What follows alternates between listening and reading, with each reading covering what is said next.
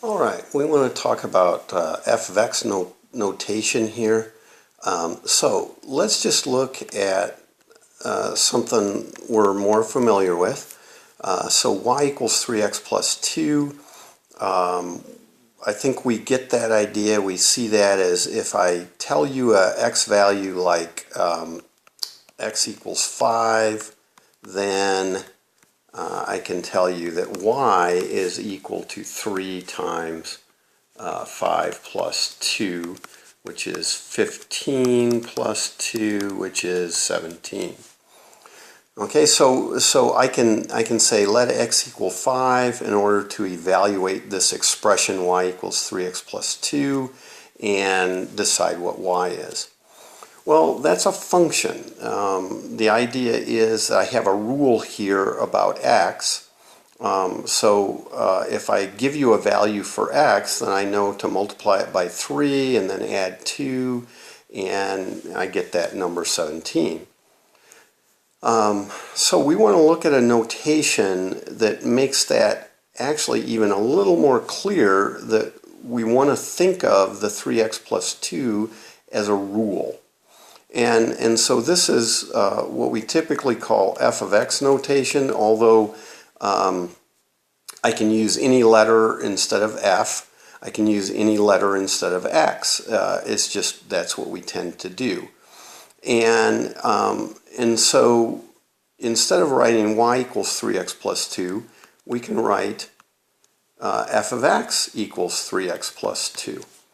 And so the way we want to read this is we want to see this whole thing as one symbol. Okay, so I don't know if you all could hear the sirens. It's the fashion police coming after me, I suppose. But at any rate, so we want to see that fOfX as just one symbol.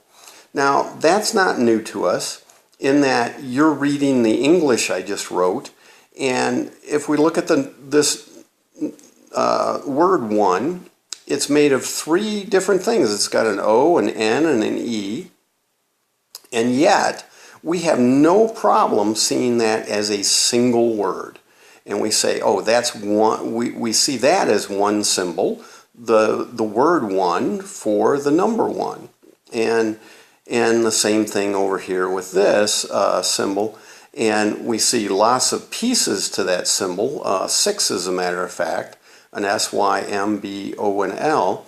But we still read it as a single word, a single symbol, and that word is symbol. So to go with something like, this fOfX and say that's a single symbol, that's not new to us. It really isn't, and so you don't want to make it harder than what you already know how to do.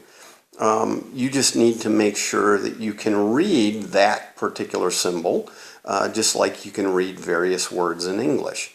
And so let's look at that a little more. So if I write something like fOfX equals 3x plus 2,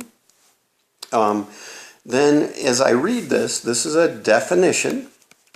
Okay, I have just defined a function. And so as I look at this, again, I read the f tells me the name.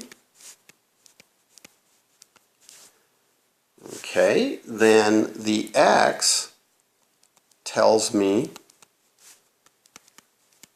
the symbol for the input, because I need to be able to find the input later, and so we have that. Now the parentheses tells me it is a function, and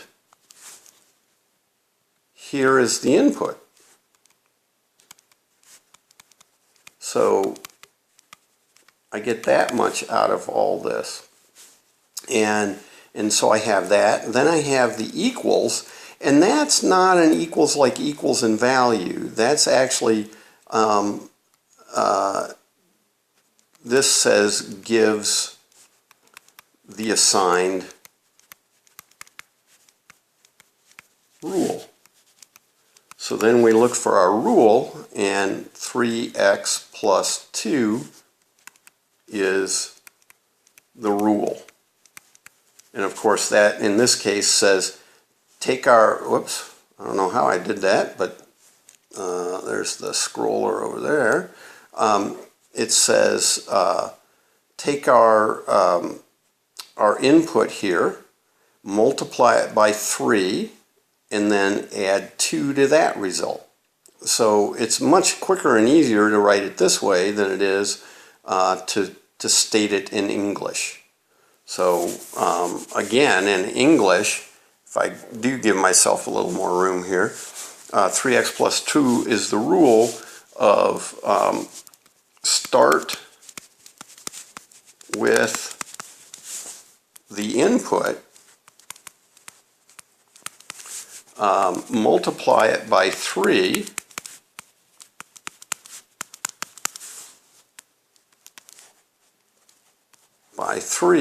and add 2 to the result. Now, this is where I think a little bit of algebra is so much better than having to write all that. I mean, all we wanted to do was multiply by 3 and add 2, and yet I had to write all of this stuff to do it. I think the algebraic notation, that language, is much better. And that's the way we really want to view algebra, is simply as a language to help us get our thoughts across. Now, the other nice part about algebra is it also helps us manipulate things. It's a language that allows us to move things around very easily and go from one concept to another. But in the end, it's just a language, and so we're trying to learn how to read that language. Okay, so that is our f of x notation, and if we then, so we have our definition, but now if I say, oh, I want f of 5, you see this says evaluate our rule f for an input of 5. And so, well, I go with my f of 5 equals, and we had our rule, we can still see it right there, 3x plus 2, so there's our 3. Now, actually, in this particular case, you know, putting the parentheses around the 5 kind of really sends home that we're putting that input in there. Then we get our 15 plus 2, and we get our 17. Now, this is an evaluation. Okay, and we can do other evaluations. We could do some other letter. We could say f of a. Well, that's 3a plus 2. Now, I don't know what that is, because I don't know what a is, but that's also an evaluation.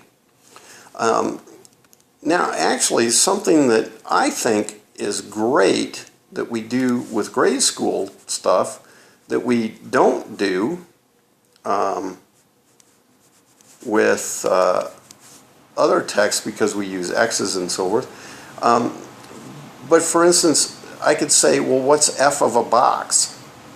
And, well, the box is the input. I know my rule is to multiply that input by 3 and then add 2, so there I've done it. But you see, the box really again sends home that I'm going to put my input into that spot and then evaluate from there. And so this is another evaluation.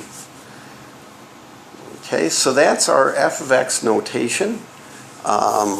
We're going to use that to help us define things here as we go. And so go ahead and you can kind of look at that, think about that definition, and what it's telling us. We're going to use pretty simple rules to begin with, and I guess that's the end of our video.